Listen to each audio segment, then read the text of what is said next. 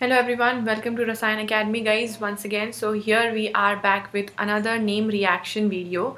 So in this video we will be talking about two very important name reactions which are once again related to each other. The first one is your most popular Beckman rearrangement and the second one is similar to the Beckman rearrangement which you often called as abnormal Beckman reaction or the fragmentation reaction, Beckman fragmentation. Okay, so these are two very related reactions, so we are going to talk about both of these with some previous year question and example. Alright, so this is what we are going to do in this session. I hope that you can see this properly. So guys, before moving onwards, let me quickly remind you that you can also join me on Unacademy Plus because we are preparing for the CSIR NET exam for the whole syllabus, and along with me there are also other educators on Unacademy Plus. So if you are joining us on the Unacademy through subscription, so you can use this code Jagriti S and that will give you a 10% discount, and along with my courses you are getting all the educators courses under just one subscription. Alright guys, so let's now quickly begin. That is your Beckman rearrangement. Very simple reaction it is. Acid mediated isomerization of oximes to amides. Now basically guys, you already know this is a very simple reaction. Either you take your protic acid or you take PCl5 or PCl3 and so on, right? So you just need a protic acid or a Lewis acid. In the presence of that acid you are getting isomerization. You are starting with oxime. So what is an oxime? Double bond NOH. This is your oxime bond, right? So rearrangement of oximes to amides. Now this is your N substituted amide. Okay, so you get the N substituted amide over here from the oxime.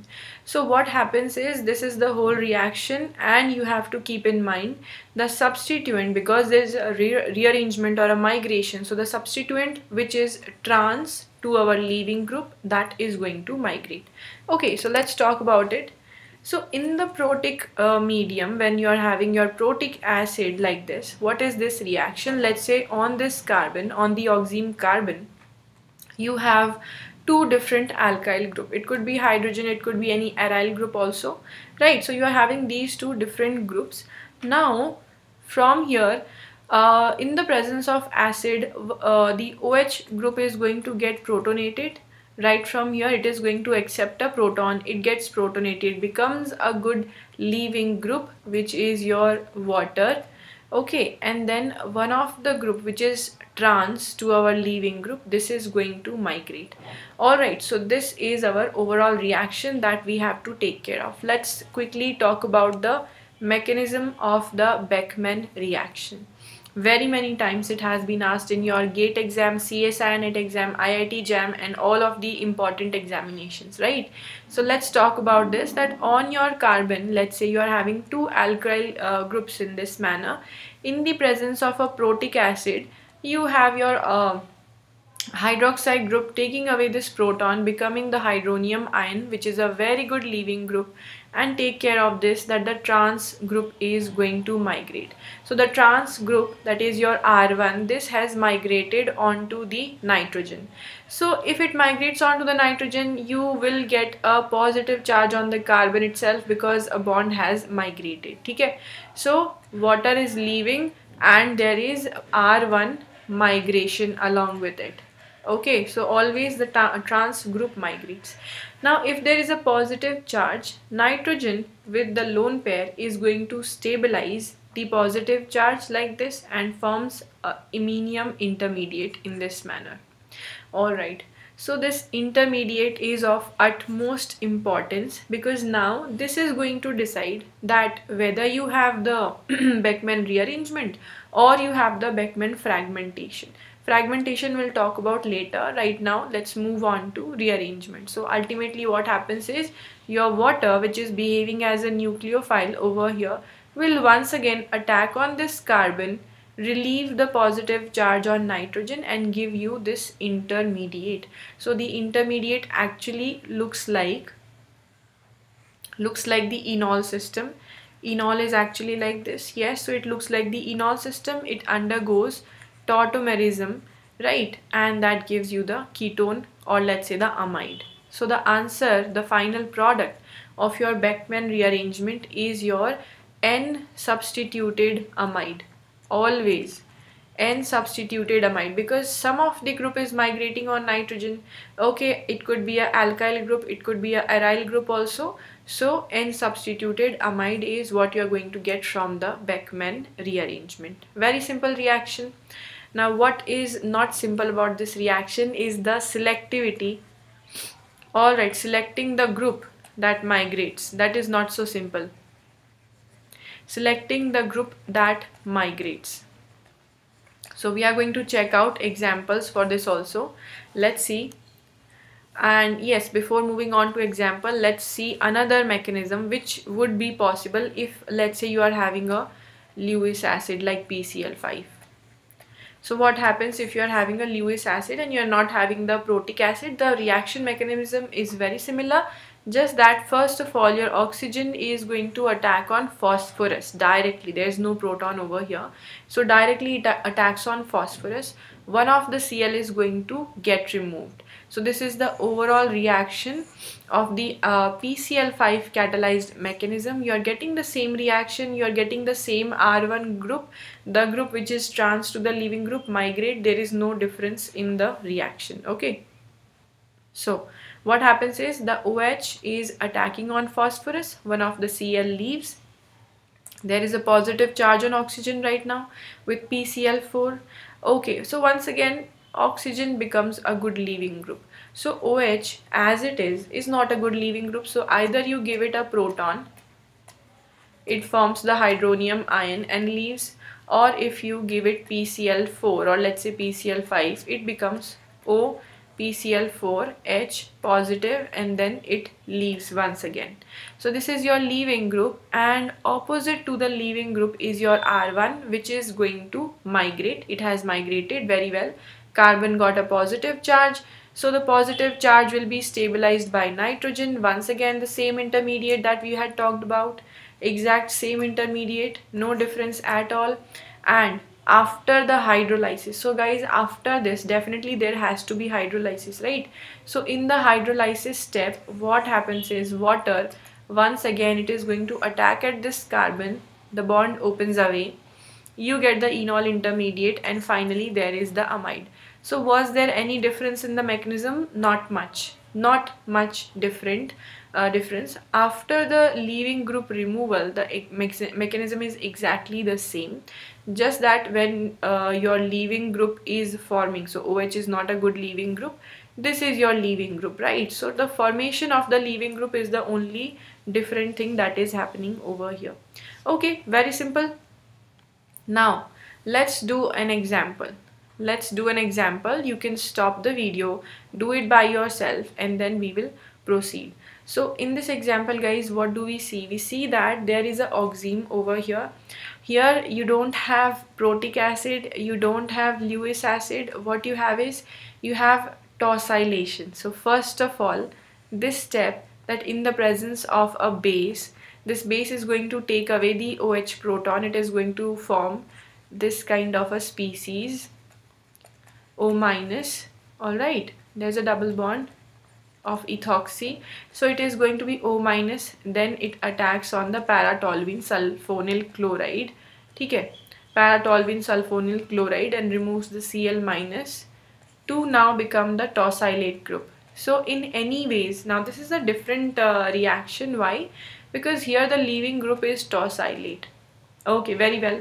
So you just have to make your molecule a good leaving group, right? So now if the tosylate leaves, then which side is going to migrate? Definitely this side.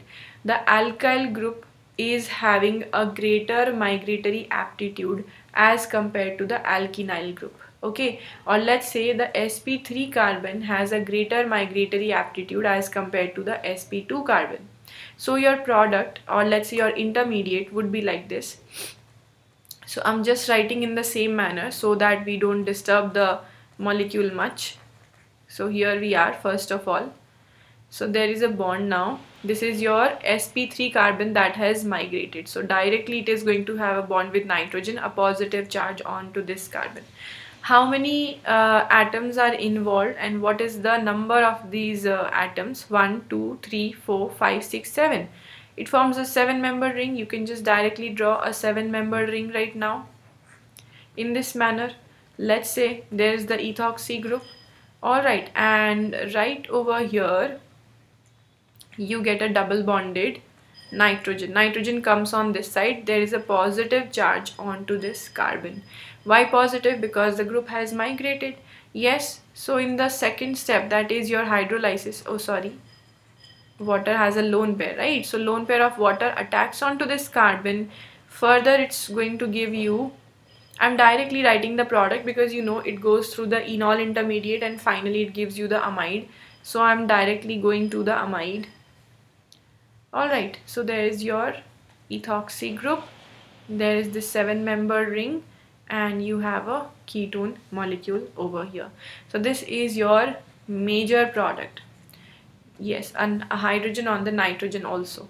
So this is going to be your major product. Why is it major? Because in this case, first of all, the sp3 has a greater migratory aptitude than sp2 carbon, and your tosylate will try to orient in such a manner so that this molecule or the sp3 carbon can actually migrate. Okay, so this is your reaction, this is your product of this Beckmann rearrangement. Right, now what are these doing? THF and 10% K2CO3 is trying to make this solution a little bit basic in nature so that your O- can readily take away the tosyl group. Okay, now let's talk about the other important reaction that we were saying, also called as abnormal Beckmann rearrangement or the Beckmann fragmentation reaction also. It is also called the Beckmann fragmentation reaction. Okay, so very important once again, guys. Now what you have to take care of is, I told you about this intermediate, right? How is this intermediate forming? Let's say, so once again you have the oxime, either you can have the Lewis acid, protic acid, or some group which makes the OH a good leaving group. Okay, like tosylate, mesylate, and so on. Okay, so your H plus is going to be grabbed by this OH. It is going to become a good leaving group. The trans group is going to migrate, and ultimately you're going to get this cation like this. Now depending on this cation, how does the Beckmann fragmentation take place? For example, if you know water is not attacking, the next step usually is that water is attacking onto this carbon, the bond opens up, then it gives you the amide. But let's say this is not happening. Let's say this is not happening. So what happens is, in this case, if for example there is a carbon triple bond nitrogen, positive charge R1, so in this case if this possibility is there, then you get the cyanide, you get the R2 alkyl or aryl cyanide. Along with that you get a positive charge on the R1 group. So that is only possible, the Beckmann fragmentation is only possible if your R1, or let's say the group which has migrated on nitrogen, that can give you a very stable cation.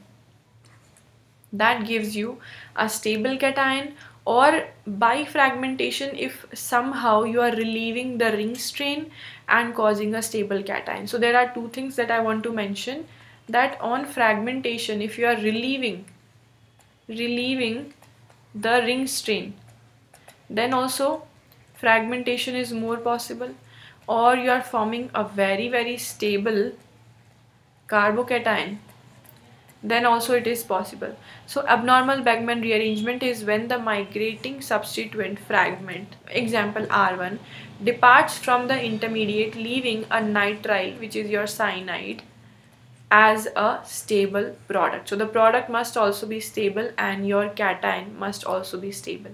So let's look at some of the examples. Now here we are, a question from December 2017 CSIR net paper, a very good question. We have done it a lot of time on the plus classes and the free classes also. So let's do this. Major product in the following reaction is, so yes, what do you think it is going to be? Just stop the video, try it by yourself. Okay, so First of all, you have the hydroxylamine. Secondly, it is the ACCl, which is your acyl chloride. Okay, this is it. Now in this molecule, let's say first of all you are forming the oxime, because your hydroxylamine is given. First of all, let's say you are forming the oxime like this, double bond NOH. You know, it is going to, the OH is going to be on the other side. It is not on this side. This side there is a lone pair. Why? Because if the OH is on this side, there will be repulsion from this methyl group. So this is very obvious that the OH will be on the other side. So now if you do the acylation, let's say if you are doing the acylation in the next step, alright, it is acylation only. So that acylation reaction, there's a lone pair, there is going to be your O acylation like this. Okay, so this is your acylation reaction, and what happens is, now see guys, it is supposed to give you this reaction that you know, this bond is going to migrate on nitrogen. It is supposed to migrate on nitrogen, and the leaving group has to leave. Both of them are trans to each other, as you can see. The geometry is trans to each other, but ultimately what happens is if the group is let's say not migrating, if the group, for example, it is not migrating and you know, doing a fragmentation like this, okay, then there is the CO2, removal of CO2 and methane, okay, in this system. Now if you are, let's say, not doing the rearrangement, not attacking, or let's say not migrating this carbon on nitrogen and not forming this product, what is the other possibility? The only other possibility is fragmentation. From over here, this carbon is not migrating and breaking. We are breaking this bond to give you a stable cation. So first thing is, it is a very stable cation. Why stable cation? Because it is a tertiary cation, right? Tertiary carbocation. The second thing is that there is a release in the ring strain.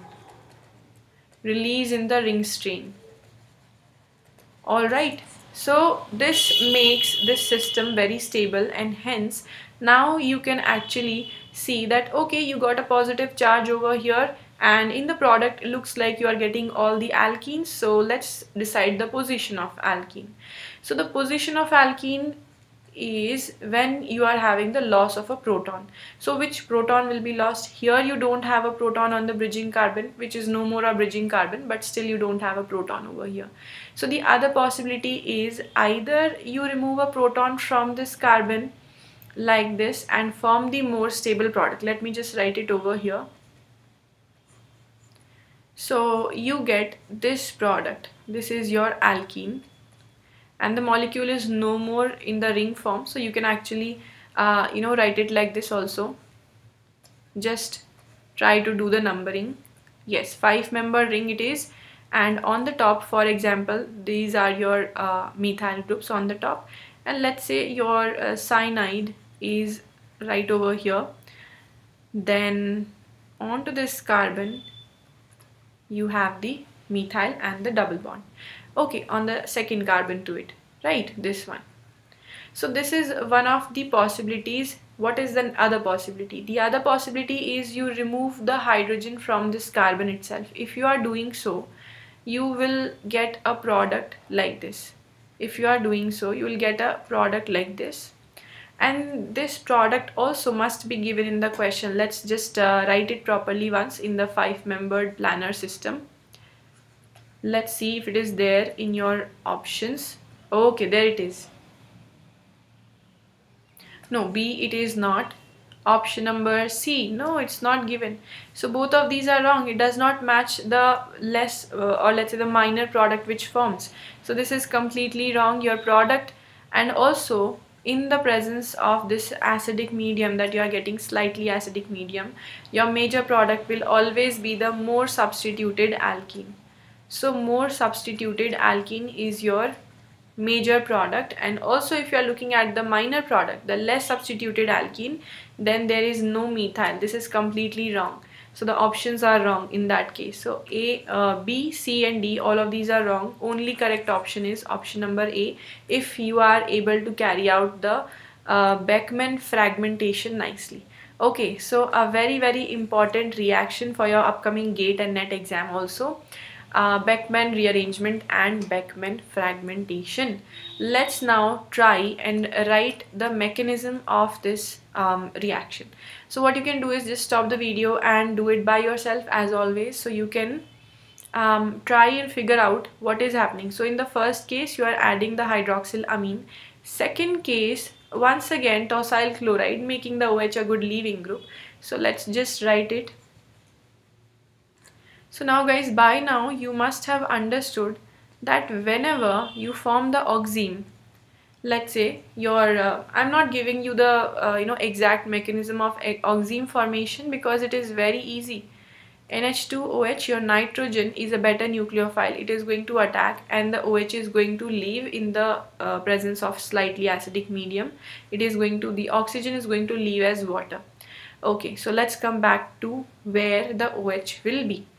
So the OH will be on this side, on the left hand side. Why? Because there is going to be repulsion of OH electrons and the benzene electrons over here. I just put this OH over here, but here there will be the lone pair. So once again, if you want to form the oxime and then tosyl chloride, then what do you get? Nitrogen, OTS and a lone pair on this side, and on the other side you have the benzene ring, or let's say the toluene ring over here, right? Now if you do the rearrangement, this bond migrates over nitrogen, the OTS is going to leave, then you get a 7-member ring. Let us just directly draw the 7-member ring like this. Okay, let's say your phenyl ring is right over here. Then with respect to this carbon, where is nitrogen? So since this carbon has migrated, since your phenyl group or the aryl group carbon has migrated onto nitrogen, so it will directly be connected to nitrogen just like this, because this is the one which has migrated. Yes, and there will be a double bond right over here and a positive charge on the double bond since a carbon group has migrated. So now you know, after the third step, which is not usually mentioned but it is always the aqueous workup. So the aqueous workup is going to, yes, the oxygen attacks over the carbon. You are going to get your intermediate, that is your enol intermediate first of all. So this is your phenyl ring, for example. Okay, and yes, and then you get your enol type intermediate. Further, by keto-enol tautomerism, you are going to get this amide, N-substituted amide. So the substitution is on the nitrogen. So hence guys, this is a simple Beckmann reaction, Beckmann rearrangement. Hence this is your product and this is your complete mechanism. Okay, so I hope that this reaction is very simple and it is clear to all of you. Now I will see you in another video. I have also started a series of GATE PYQs. I am going to post in it very soon. I hope that all of you are watching that as well. So guys, yes, all of these videos are helpful to all the students who are preparing for CSIR, NET exam, GATE exam, IIT JAM, BARC, TIFR, your different PhD entrance level examinations. So I want all of you to please share it with all of your friends, because there are a lot of videos which are made right now, and if you share, it is going to be helpful to a lot of students. And thank you so much guys. Once again, if you want to join me on Unacademy Plus, then you can use this code Jagriti S. That gives you a 10% discount. Along with that, we have a lot of free classes every month, free live classes every month. You just have to log in and join up. Okay guys, so I will see you in the next video. Always visit the description for the important links. Bye everyone.